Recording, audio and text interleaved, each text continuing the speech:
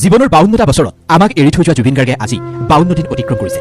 এই 52টা দিনত অসমৰ ৰাইজে যি দেখিলে সেয়া আজিলৈকে আগতে কেতিয়াও দেখা নাই। বহু মহান মনীষীৰ বিয়োগ হৈছে এইখন অসমত। বহুত মহান মনীষীৰ, বহুত মহান আত্মাৰ বিয়োগত অসমীয়াই কান্দিছে। তেনেকুৱা বহু দুৰ্বিষহ সময় অসমীয়াই পাৰ কৰিছে। কিন্তু 52 বছৰ বয়সত আমাক এৰি থৈ যোৱা জুবিন গাৰ্গৰ বিয়োগত যি পৰিৱেশ পৰিস্থিতিৰ সৃষ্টি হৈছে বা হ'ল সেয়া আগতে কেতিয়াও হোৱা নাই। জুবিন গাৰ্গক কেন্দ্ৰ কৰি এতিয়া যি পৰিৱেশ পৰিস্থিতিৰ সৃষ্টি হৈছে সেই পৰিৱেশ পৰিস্থিতি অসম আৰু অসমীয়াই কেতিয়াও দেখা নাই। জুবিন গাৰ্গৰ অকাল বিয়োগৰ 50টা দিন পাৰ হৈ যোৱাৰ পিছতো অসমখনৰ পৰিস্থিতি স্বাভাৱিক নোহোৱাটো নিশ্চয়কৈ চিন্তনীয়, নিশ্চয়কৈ উদ্বেগজনক। এজন মানুহৰ মৃত্যুৰ পিছত তেওঁৰ যি টুকুৰা অন্তিম ঠিকনা হয়, অৰ্থাৎ য'ত মানুহজনৰ শেষকৃত্য সম্পন্ন হয়, সেই স্থানৰ সেই পৰিৱেশ দেখিলে আপুনিও হতবাক হৈ পৰিব। এনেকুৱা অসমত কেতিয়াও হোৱা নাই। দেওবাৰ বুলি ক'লেই সোণাপুৰৰ কমাৰকুছিৰ পৰিৱেশ বহুত বেছি বেলেগ হৈ পৰে। দেওবাৰ বুলি ক'লেই সোণাপুৰৰ কমাৰকুছিৰে পাৰ হৈ যোৱাটো একেবাৰে অসম্ভৱ হৈ পৰে। দেওবাৰে কিয়? প্ৰতিটো বাৰতেই সোণাপুৰৰ কমাৰকুছিৰ কাষেৰে পাৰ হৈ গ'লে আপোনাৰ সাংঘাতিক ধৰণৰ এটা অনুভৱ হ'ব। আৰু যদি কেনেবাকৈ আপুনি জুবিন ক্ষেত্ৰলৈ সোমাই যাব পাৰিছে তেন্তে আপোনাৰ অন্তৰ আত্মাটো কঁপি উঠিবই, আপোনাৰ গাত এক সাংঘাতিক ধৰণৰ পজিটিভ শক্তি লাগি যাব। এনেকুৱা এক আপুনি পবিত্ৰতা অনুভৱ কৰিব আৰু এনেকুৱা এটা পজিটিভিটি আপোনাৰ মনলৈ আহিব যিখিনি আপুনি অন্য স্থানলৈ গ'লে কেতিয়াও নাপায়। এজন ব্যক্তিৰ সমাধি ক্ষেত্ৰলৈ গৈ কোনোবা মানুহে কেতিয়াবা পজিটিভ শক্তি পাব বুলি কোনোবাই ভাবিব পাৰিছিলনে? কোনোবা মহান ব্যক্তিৰ সমাধি ক্ষেত্ৰলৈ গ'লে মানুহৰ মন মগজু পজিটিভ হৈ পৰাৰ উদাহৰণ আগতে আছেনে?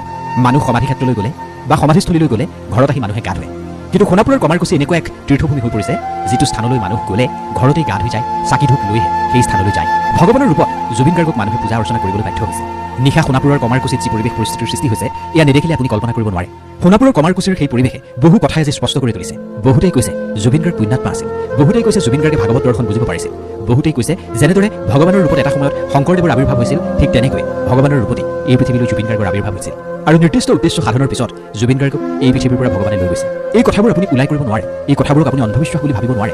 জীৱিত কালত এজন ব্যক্তিৰ প্ৰতি মানুহৰ মৰম, চেনেহ, সন্মান আগতেও মানুহে নেদেখা নহয়, দেখিছে। কিন্তু সেই ব্যক্তিজনৰ মৃত্যুৰ পিছত আজি 52টা দিনত অসমখনত যিখিনি হৈ আছে, যি পৰিৱেশ পৰিস্থিতিৰ সৃষ্টি হৈ আছে, এই সকলোবোৰে সেই মানুহজন যে সাধাৰণ নহয় সেই কথাই প্ৰমাণ কৰা নাইনে? দুৰ্গা পূজা পাৰ হৈ গ'ল, মাৰ মংগলাচৰণ যিমানেই কৰিলে তাতকৈ বেছি জুবিন গাৰ্গৰ প্ৰতিহে মানুহৰ আকৰ্ষণ বাঢ়িবলৈ ধৰিলে। জুবিন গাৰ্গৰ প্ৰতিচ্ছবিত পুষ্পাঞ্জলি অৰ্পণ নকৰাকৈ কোনো এজন ব্যক্তিয়ে মাৰ কাষলৈ যোৱা নাছিল। সেয়া দুৰ্গা পূজাৰ কথা। তাৰপিছত ৰাস আহিল। ৰাসৰ সময়ছোৱাত কি পৰিৱেশ পৰিস্থিতিৰ সৃষ্টি হ'ল আপুনি চাগে নিশ্চয় দেখিছে। ৰাসৰ গীত কমকৈ বাজিল, বেছিকৈ বাজিল মায়াবিনীৰ ৰাতিৰ বুকুত। প্ৰতিখন ৰাস মঞ্চৰ বাহিৰত সেই একেই পৰিৱেশ, জুবিন গাৰ্গৰ প্ৰতিচ্ছবি। কোনোবাই জুবিন ক্ষেত্ৰ পৰ্যন্ত গঢ়ি তুলিলে। মাজুলীৰ প্ৰতিখন ৰাস মঞ্চত যি দৃশ্য দেখা গ'ল এয়া কাহিনীও দেখিবলৈ পোৱা নাছিল। যিমানেই দৰ্শক আহিছে সকলোৱে জুবিন গাৰ্গক প্ৰণাম নজনোৱাকৈ প্ৰেক্ষাগৃহৰ ভিতৰত প্ৰৱেশ কৰা নাই। বহুতেই চকুলো টুকিহে ৰাসৰ মঞ্চত প্ৰৱেশ কৰিবলগীয়া হ'ল। ৰাসৰ শেষত প্ৰায়ে ৰাসৰ সৈতে জড়িত যুৱক যুৱতীসকলে হাঁহি ফূৰ্তি কৰা পৰিলক্ষিত হয়। তিনিদিনীয়াকৈ মাজুলীত অনুষ্ঠিত ৰাস মহোৎসৱত প্ৰতিদিনে খোল, তাল, বাঁহীৰ শব্দৰে ৰজনজনাই থাকে। ৰাসৰ শেষতো ভক্তিৰ ৰসত সকলো বিলীন হৈ পৰে। কিন্তু এইবাৰ কি হ'ল?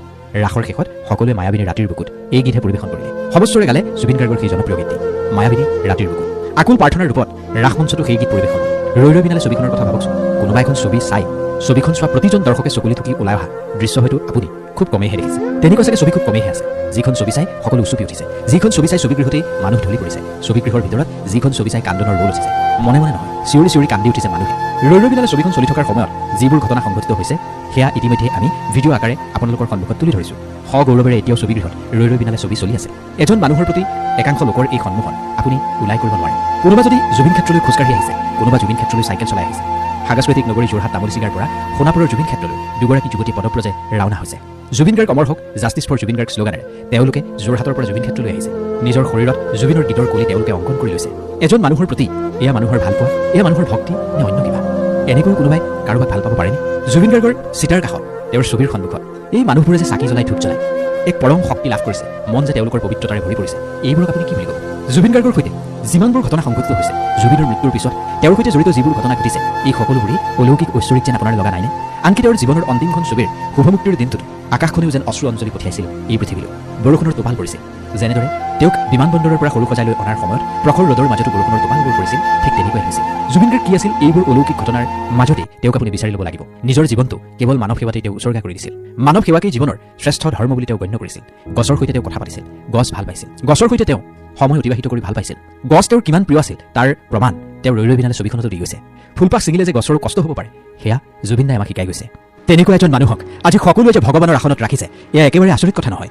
তেওঁৰ সমাধি ক্ষেত্ৰলৈ গৈ সকলোৱে যে চাকি ধূপ জ্বলাই তেওঁৰ চিৰশান্তি কামনা কৰিছে এয়া একেবাৰে আচৰিত কথা নহয়। কমাৰকুছি এতিয়া এনেকুৱা এক তীৰ্থস্থান য'ত সকলো জাতি ধৰ্মৰ লোকে একেলগে ভগৱানক আৰাধনা কৰিব পাৰে। কিন্তু সেই আৰাধনা নিজৰ স্বাৰ্থ সিদ্ধিৰ বাবে নহয়, সেই আৰাধনা প্ৰাণৰ শিল্পী জুবিন গাৰ্গৰ বাবে। এফালে জুবিন গাৰ্গক ভগৱান জ্ঞান কৰি পূজা প্ৰাৰ্থনাত ব্যস্ত হৈ পৰিছে একাংশ, আনফালে জুবিন গাৰ্গৰ মৃত্যুৰ গোচৰত নাম সাঙুৰ খাই পৰাসকলে চৰম নৰক যন্ত্ৰণা ভোগ কৰি থাকিবলগীয়া হৈছে কাৰাগাৰত। এয়াই হৈছে কৰ্মৰ ফল। আজি আপুনি যি কৰ্ম কৰিব সেই অনুসৰি আপুনি ফল পাব। আজি যদি আপুনি ভাল কাম কৰি আপোনাৰ পুণ্য সঞ্চয় কৰিব পাৰিছে তেন্তে এইখিনিয়ে এদিন আপোনাক বহুত বেছি উপকাৰ সাধন কৰিব।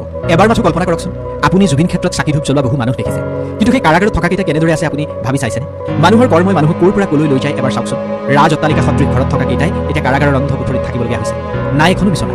কাৰাগাৰৰ সেই কংক্ৰিটৰ মজিয়াতে শুব লগা হৈছে প্ৰতিজন। খাব লগা হৈছে জেলৰ ভাত, পনীয়া দাইল, অলপমান তৰকাৰী আৰু ভাত। এনেকুৱা খাদ্য জীৱনতো খাই পোৱা নাছিল এই জুবিনৰ শুৱে বাবে লাগি থকা বৰ্তমান কাৰাগাৰত থকা কেইটাই।